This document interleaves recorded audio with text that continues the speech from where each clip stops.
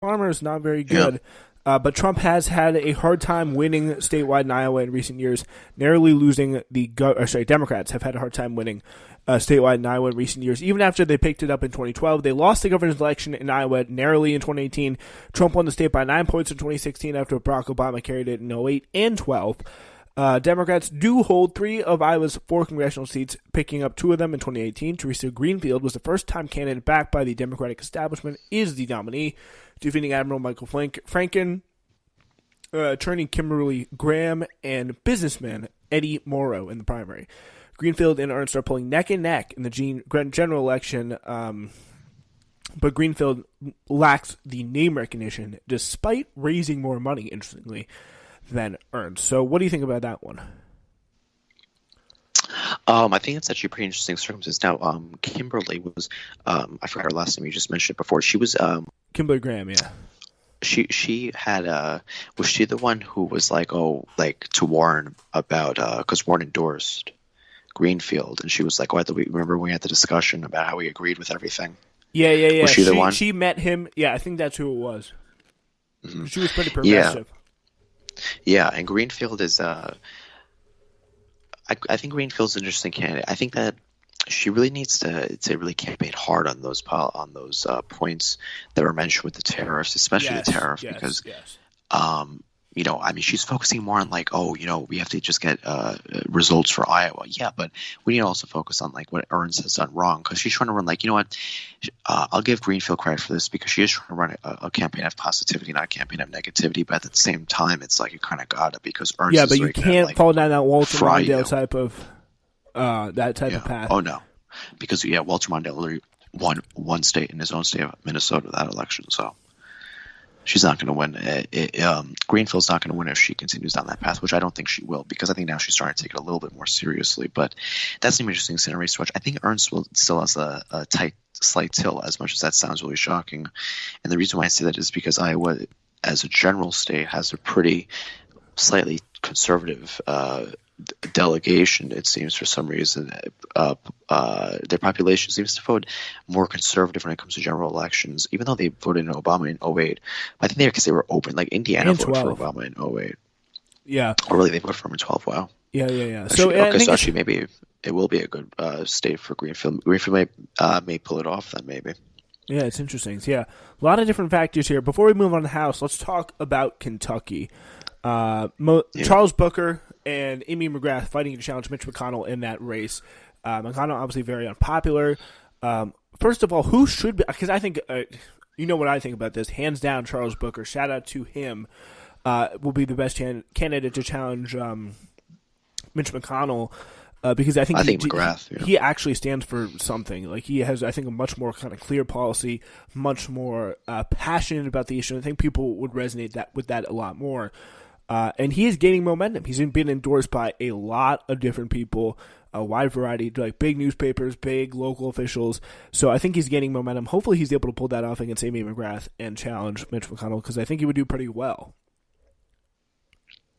I think McGrath would actually do even better than him, to be honest with you, because McGrath has had a pretty good withstanding already with the whole community to the west in Kentucky, and I think McGrath would do well. I know she didn't win her House seat, but the fact of the matter is she did pretty well in regards to her House seat when she ran back in 2018 against I forgot his name already, but when she ran for the House in 2018, everyone's like, "Oh, she's a loser. She didn't win." She did pretty good in regards to that House district. That House district is not at all anywhere near an R+5 district, which is what the margin of that election turned out to be, was 52-45.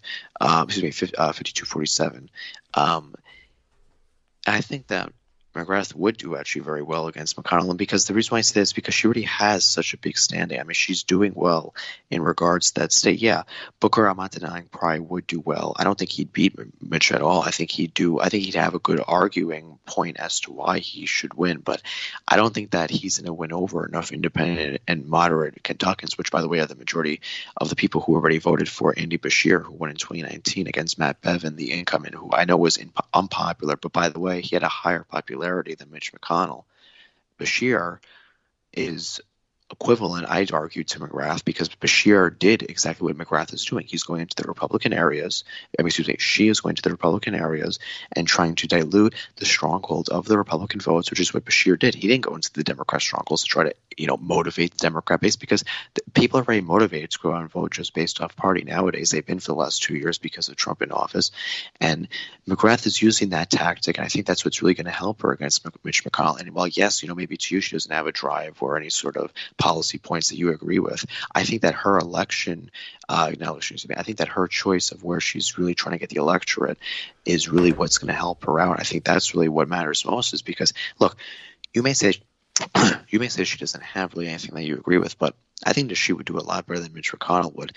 And at the end of the day, what I look at with her is I look at someone who's trying to actually win the election, not just try to motivate the base and try to become an insurgent and win the primary. I look at someone who's trying to motivate the entire state of Kentucky to vote for her, which is exactly what Bashir did, which actually motivated a lot of people in the party, Democrat Party, to vote for him in the primary for governor.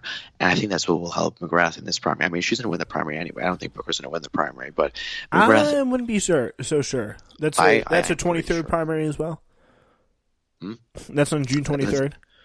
Yeah, well, McGrath is going to win that one, I think. I think she is. Well, yeah, she's doing very good campaigning. Booker is staying in his safe zones to try to motivate the base, which is what most progressives do in the first place, which is really not a good campaign tactic at all. Well, I know. I think you can motivate the base to great success, though. I think that's been shown many times. Yeah, but not really, Bill, because that's what that other Senate candidate in 2014 did. Allison. Forgot her last name. Allison did it against McConnell in 2014. Okay, she's the Secretary of State, I believe, or she's one of those higher officials in the Kentucky government. Yeah, Allison. Right. She just search for 2014 Senate race for Kentucky. That's her name, but you'd have to search it up now. But that's her name. She was a Democrat candidate. That's what she did, and she lost horribly. Okay, that's what a lot of progressives do. That's a lot of people, not even progressives, actually, just a lot of more insurgent candidates who aren't necessarily very popular. That's what they do, and that's really not. No, but I mean, I think you can definitely say that Charles Booker is different. He's gotten a lot of endorsements. He's raised a lot of legitimate Democratic support. But let me ask you this: who's getting endorsements from? Local, half the state house on the Democratic side, a big portion of the state house on the Democratic side. Okay, is he in the state house or no? No, I don't think he has had a history there. If I don't remember, I don't know what his background is, but he's not in the state house now. I'm gonna search up though, because I just want to make sure. Because if he wasn't in the state house, then that's probably why they endorsed him. I just want to see something here. No, he actually is. He's a American politician in the Commonwealth of Kentucky. He serves in the Kentucky House of Representatives for the 43rd district, and is currently Kentucky's youngest black state lawmaker. So that's exactly why he got the endorsements. And he also, he got more. He got.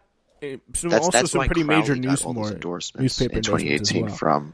from all those Queens Queens machine people. Yeah, I think that it is a great time to turn and talk about, by the way, a very similar race.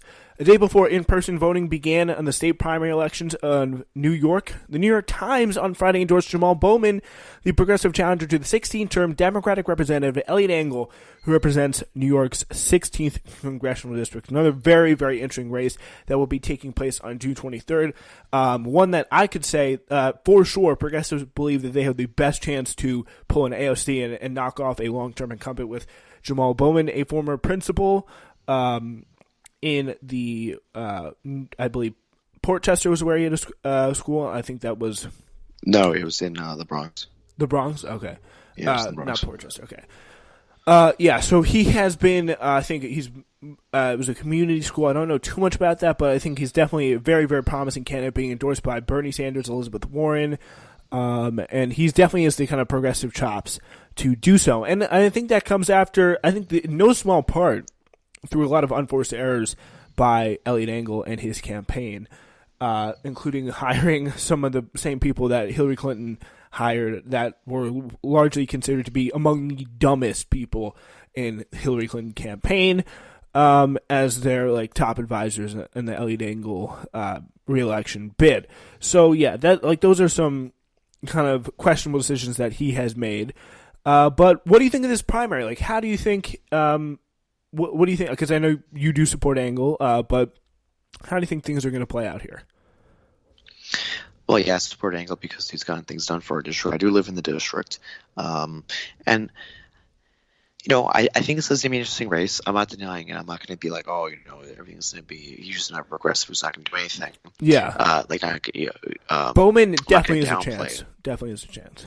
I don't know. I don't know if he has a chance. I think we can make a case that he will at least pull over 30%, 40% of the vote, which is something that has never really happened in Angle's primary for quite some time. Yeah. But I question really a lot of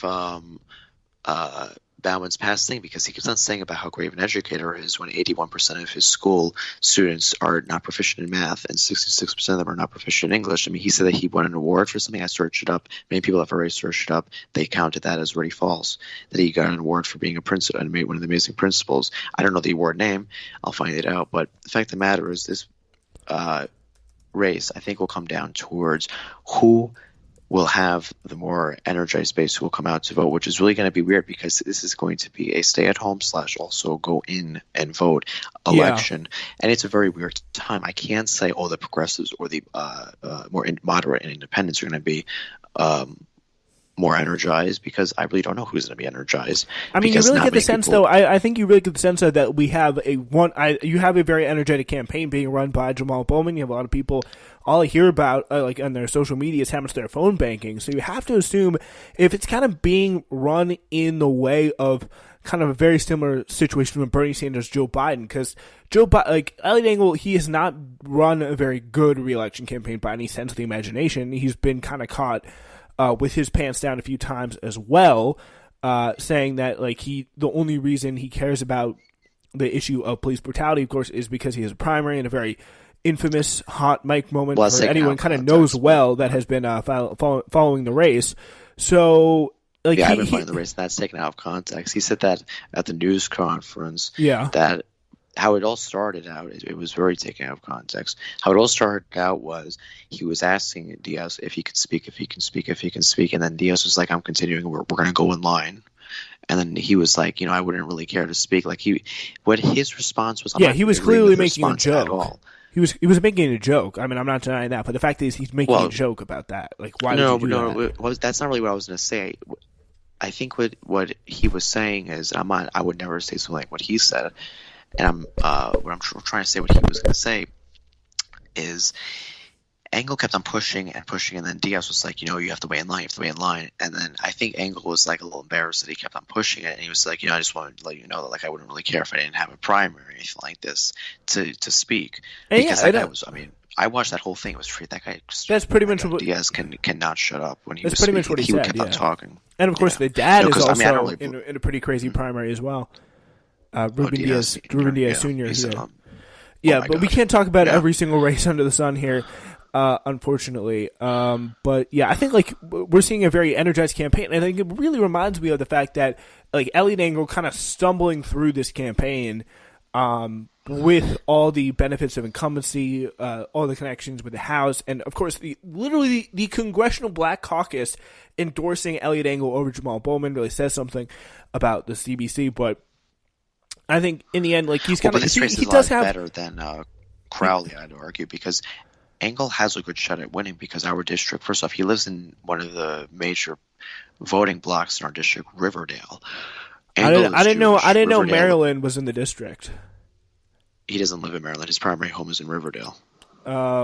Let's talk about AOC. Her primary home is a luxury apartment in D.C. with a whole. Yeah. I didn't know D.C. I didn't know D.C. was in New York 14. And I love that. I love how many times has been caught lying about where I'm in the district. No, I'm in Maryland. Oops, I'm in the district. No, I'm in Maryland. Please, he loves Maryland way more than the district. Explain me why AOC wasn't in the district until her primary. Until her debate. Excuse me, until her debate.